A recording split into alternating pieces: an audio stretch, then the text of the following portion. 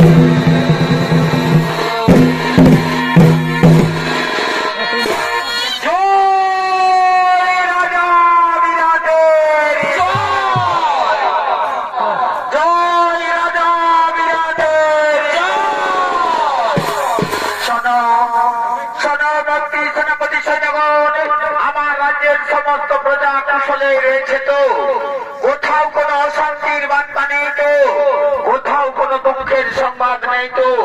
না না মহারাজ, আমরা সমস্ত রাজ্য পরিভ্রমণ করে এসেছি মহারাজ। আমাদের রাজ্যের সমস্ত প্রজা আনন্দে রয়েছে মহারাজ। আমাদের রাজ্যের সমস্ত প্রজা কুশলে রয়েছে মহারাজ। কোথাও কোনো দুঃখের সংবাদ নেই মহারাজ, কোথাও কোনো দুঃখের সংবাদ নেই।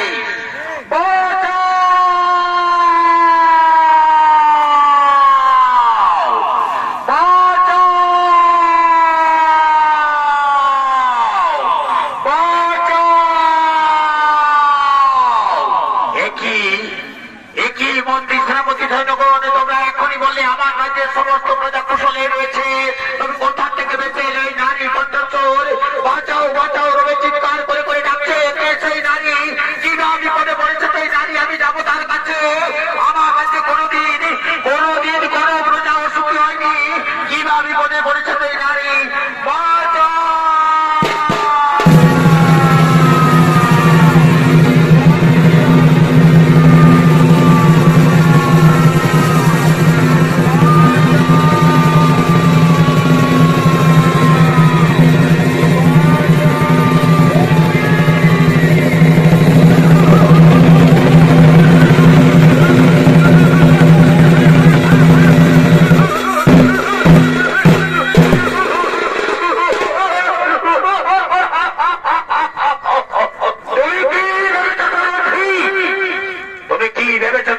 রাজসভায় পালিয়ে এলে তোমাকে কেউ রক্ষা করবে? কেউ রক্ষা করবে না সরথি।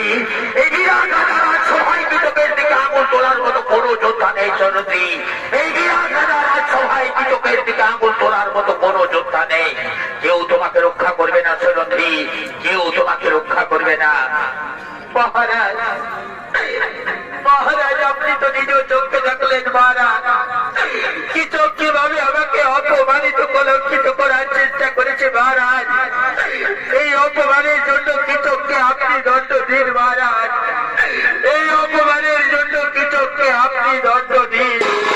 শোনো শোনো সৈরন্ধ্রী, কীটককে তুমি ক্ষমা করে দাও সৈরন্ধ্রী। ক্ষমাই হলো মানুষের মূল ধর্ম, ক্ষমাই হলো মানুষের মূল কর্ম। তাকে তুমি ক্ষমা করে দাও সৈরন্ধ্রী, তাকে তুমি ক্ষমা করে দাও। না, আমি কীটককে কিছুতেই ক্ষমা করতে পারবো না। কীটক যেভাবে আমাকে অপমানিত কলঙ্কিত করার চেষ্টা করেছে, এই অপমানের জন্য আমি কীটককে ক্ষমা করতে পারবো না। আমারও পঞ্চ গান্ধর্ব স্বামী রয়েছে। এই অপমানের প্রতিশোধ আমি অবশ্যই নেব। এই অপমানের প্রতিশোধ আমি অবশ্যই নেব।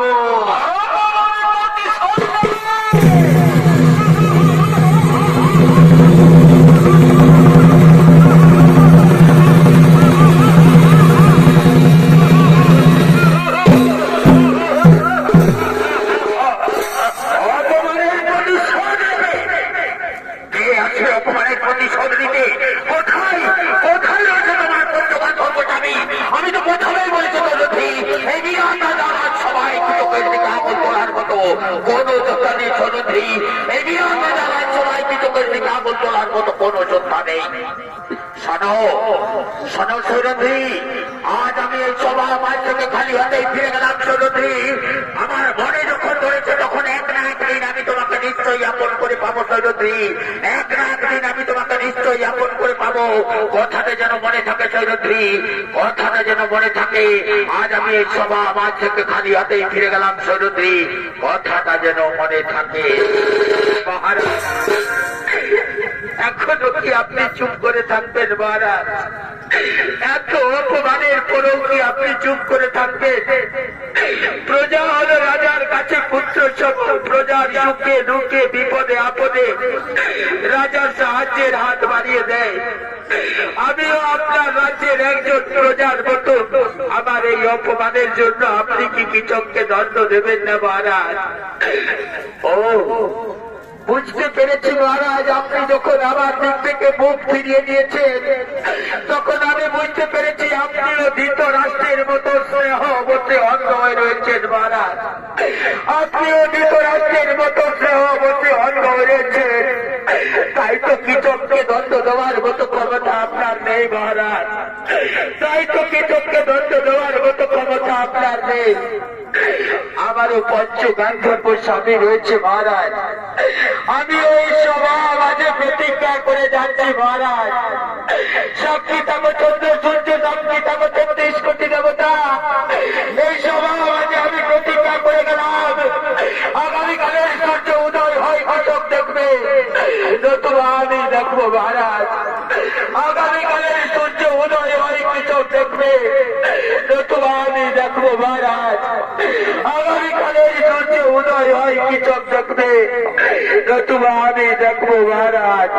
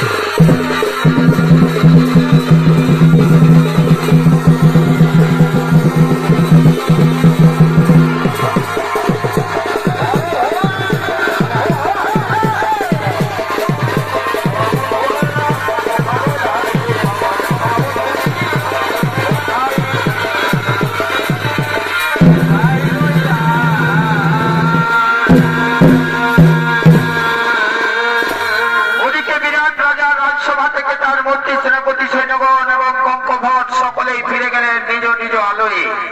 আর বিরাট রাজা রাজসভায় দ্বিতীয় পাণ্ডব ভীমসেন বল্লভ নাম ধারণ করে রন্ধন কাজে নিযুক্ত ছিল।